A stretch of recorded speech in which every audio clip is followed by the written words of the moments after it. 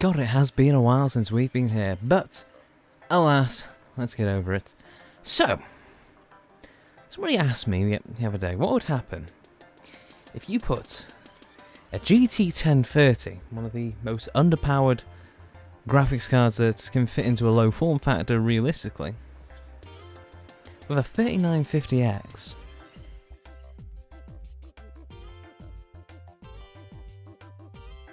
Alright, so obviously what I'm holding here is a very, very, very bad pairing. Do not do this at home. This is a very stupid idea. The only reason that you should put a 1030 with 3950X is if you literally just need a display adapter and nothing else. This does not go with this in any other case than that. And even then it's a bit pushing it because then you're overpaying for what you actually need is a display adapter. But maybe you need it for certain things, but there you go, there's its use case. But what if you were an absolute maniac? Yeah, what if you, for some reason that is beyond reason, had ideas that don't necessarily add up in a logical sense and said, hey, I'm going to get a 3950X, one of the most powerful CPUs that you can buy on the market, and I'm going to pair it with a GT 1030. What if you actually did this? How bad would the ultimate GPU bottleneck be for this graphics card, for this CPU? If you went ahead and did this, in short, it would be terrible, right?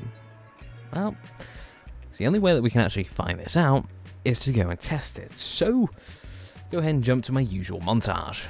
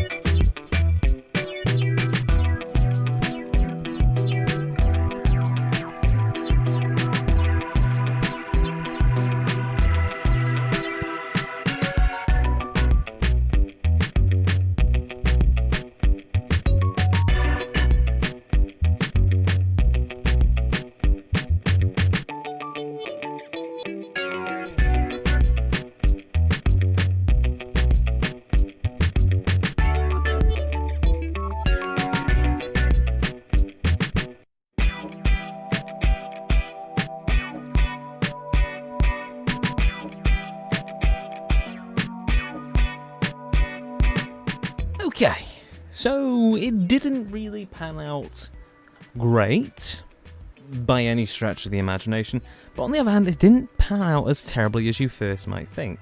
Like, you do actually look through all these scores, they're not as bad as you'd expect. For example, GTA 5, a game that is notorious, and I do mean notorious, for running terribly on this system, despite the fact, you know, it's 3950X and all that lot. Not because it runs terribly, it's just when it does drop frames, it just drops them harder than a ton of bricks that's fallen out of the back of an airplane. It gets dropped hard, but in this case, it actually didn't. I can't figure out why. Seriously, this is a complete anomaly, and I can't figure out why it didn't drop frames when I went ahead and tested it. I did try it a few times. Same thing. But you end up getting around about 85 FPS, which is not great, it's not bad. These are a little GTA 5 normal settings. Of course, I would set them lower if I could, but you know, I'm not ultra low spec gamer. I can't do what I want. But even then, this actually ran surprisingly well. I mean, getting well over 60 FPS on average, and even then the frame drops were only to 40, what was it, 42? Yeah, 42. You'd expect it to be a lot worse than that. If you look at the other games, it's even better, excluding Far Cry 5, because it already struggled with Far Cry 5. But debatably, you could actually say that was the best result, because like 19 frames average, and only losing 3 or 4. Granted, 19 frames to begin with is terrible, and nobody wants to play like that.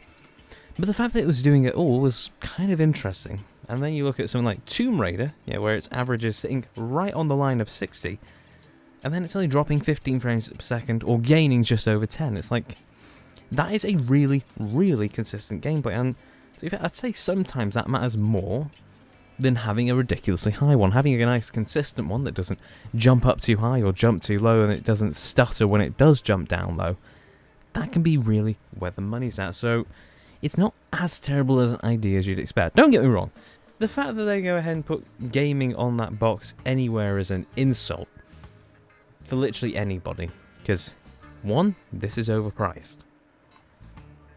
yeah, this is also a bit of my review on the 1030. This thing is overpriced. I think I ended up paying like £80. £80 for this. You can get far better, far more powerful cards for a lot less than £80. Even with the whole scarcity that everything's going on because of human malware. And yet it still performs. It performs well enough. And, you know, for the longest time, this has been my display adapter for my 2 external displays. And I've only had to pull it out recently because NVIDIA drivers weren't playing too nice. But this is a really stupid idea, but it was a fun one. And whilst I may never, ever in a million, a billion, even a trillion years, recommend you go ahead and pair a nearly $800 CPU with a $100 graphics card, it works surprisingly well. I don't know why you might want to do this. I really can't think of a reason why. Maybe you're trying to build the most powerful CPU machine for under $1,000 that can play games. I don't know. But in all honesty, if you're doing this, I want to know why. If any of you are actually doing this, I want to know why. I'm only doing this because somebody asked me to, and it's like, okay, it sounds like a stupid idea, but you know what, let's do it. And to be honest, it was a stupid idea.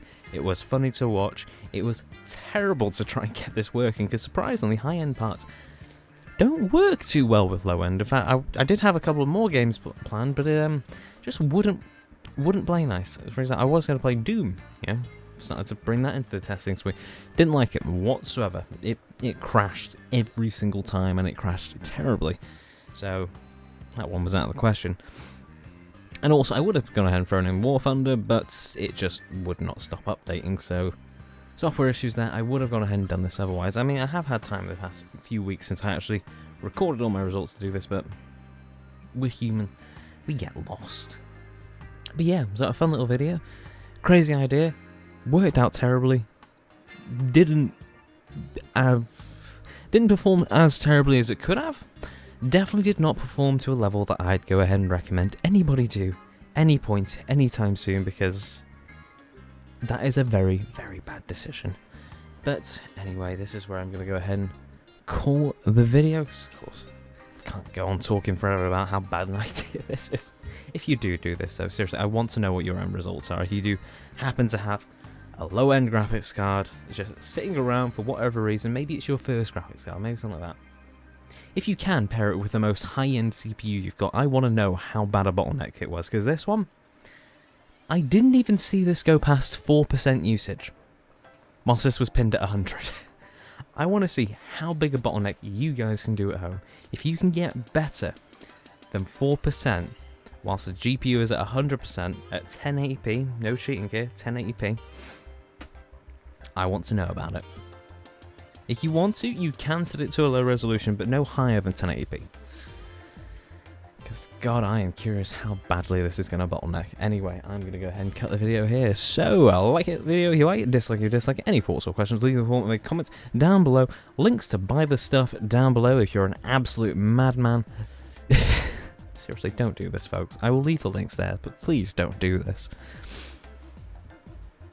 Don't forget to check out my Discord, Facebook, Patreon, Twitch pages, all which you can find in the description down below. Hit that subscribe button and notification bell for more content from me. As always, it's been the 117 Con, signing off. Stay safe out there, folks. I will catch you all in the next one. Until then, ta-ra.